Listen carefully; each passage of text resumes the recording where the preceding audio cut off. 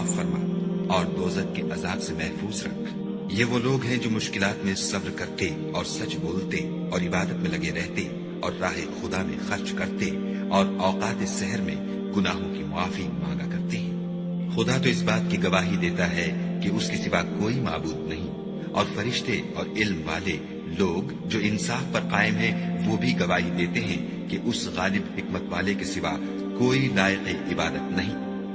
دین تو خدا کے نزدیک اسلام ہے، اور اہل کتاب نے جو اس دین سے اختلاف کیا تو علم حاصل ہونے کے بعد آپس کی ضد سے کیا، اور جو شخص خدا کی آیتوں کو نہ مانے تو خدا جلد حساب لینے والا اور سزا دینے والا ہے۔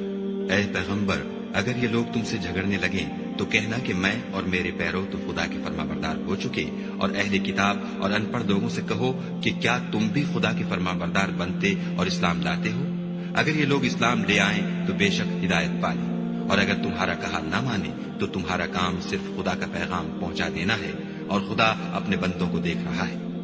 جو لوگ خدا کی آیتوں کو نہیں مانتے اور انبیاء کو ناحق قتل کرتے رہے ہیں، اور جو انصاف کا حکم دیتے ہیں انہیں بھی مار ڈالتے ہیں، ان کو دکھ دینے والے عذاب کی خوشخبری سنا دو۔ یہ ایسے لوگ ہیں جن کے اعمال دنیا اور آخرت دونوں میں برباد ہیں، اور ان کا کوئی مددگار نہیں ہوگا۔ بھلا تم نے ان لوگوں کو نہیں دیکھا جن کو کتاب خدا یعنی تورات سے بہرا دیا گیا،